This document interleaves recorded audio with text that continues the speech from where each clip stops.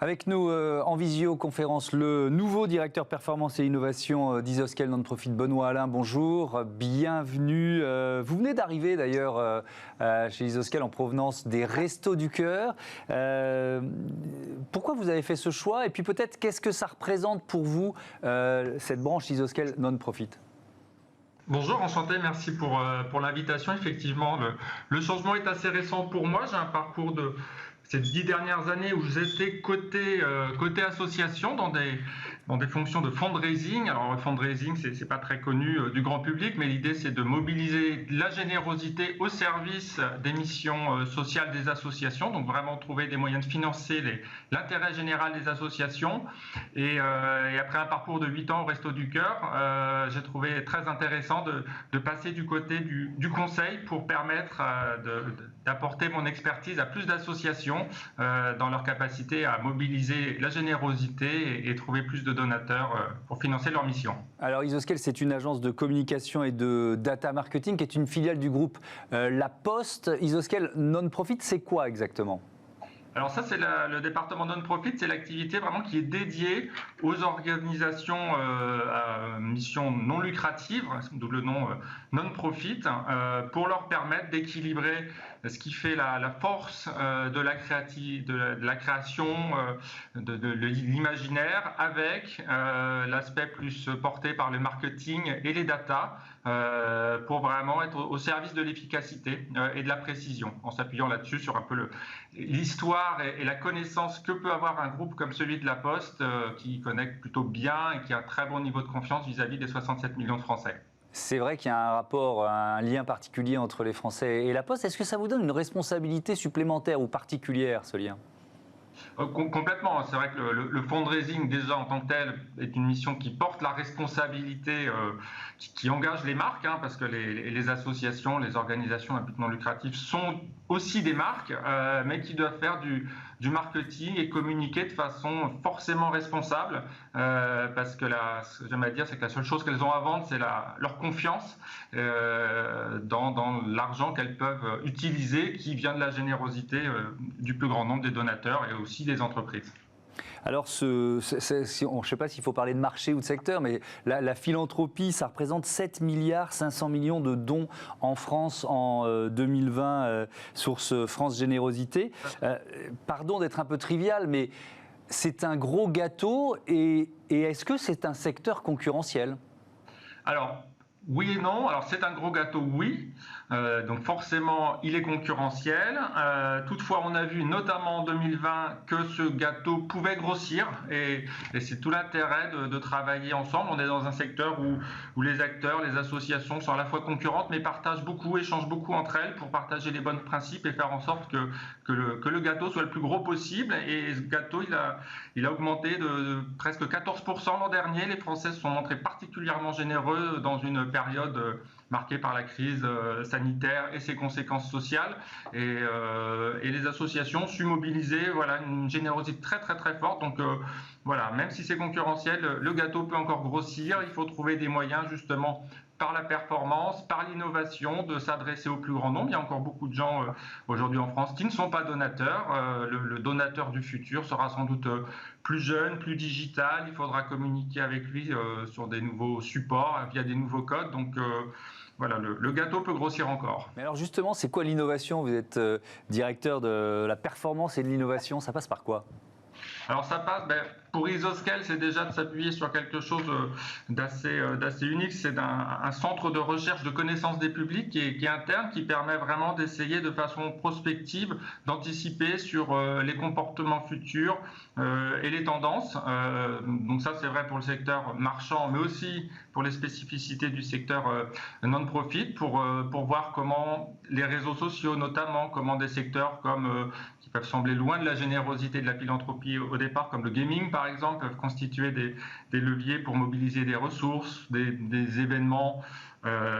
Événements ont été assez perturbés en 2020, mais il y a des événements digitaux, des événements hybrides qui peuvent aussi constituer des instants de mobilisation de la générosité. des nouvelles formes de dons comme le micro-don qui n'est pas forcément très connu, où on a même des formes de dons gratuits, où là des internautes par exemple visionnent des publicités et le reversement de l'annonceur est converti sous forme de dons. Donc voilà, il y a plein de modèles nouveaux à explorer, mais pour être prêt dans 3 ou 5 ans, il faut déjà se poser les questions et être assez curieux dès maintenant. Et quel rôle joue la data dans cette prospection ou cette prévision du futur de la philanthropie ?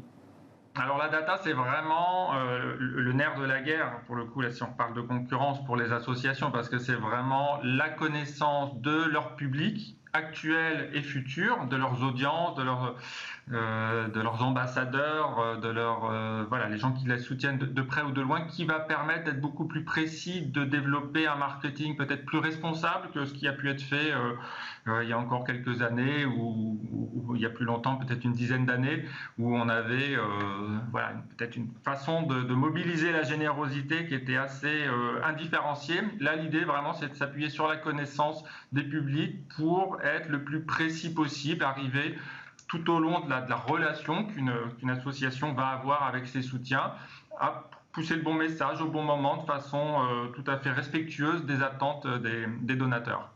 Alors c'est intéressant ce que vous dites parce que chez Isoscale finalement il y a cette expertise data et puis il y a aussi cette connaissance presque sociologique on va dire des clients et notamment des donateurs.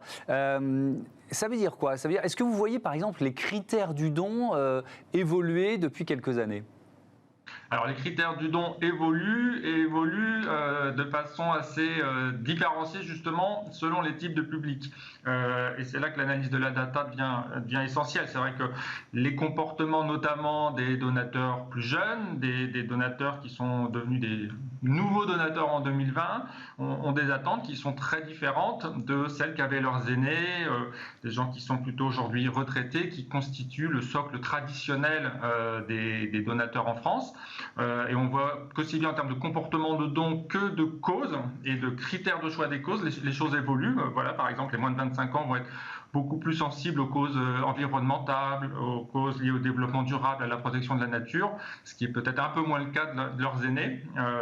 Et les critères de choix de soutien d'une association vont être aussi un petit peu différents. Ils vont peut-être rechercher un peu plus d'impact direct, là où leurs aînés recherchaient plus un intérêt global pour une cause, pour une mission assez générale et faisaient une confiance assez plus large à l'association qu'ils soutenaient. Mais alors justement, ce mot de confiance, il est important. Est-ce que le critère de la transparence ou de la traçabilité du don, de l'utilisation de l'argent, moi j'ai le sentiment que ça a toujours été quand même un critère important, mais est-ce qu'il l'est de plus en plus ? Ah oui, il l'est, et puis la technique, enfin les moyens d'accès à l'information de la part des publics et des donateurs sont maintenant vraiment raccourcis. Hein.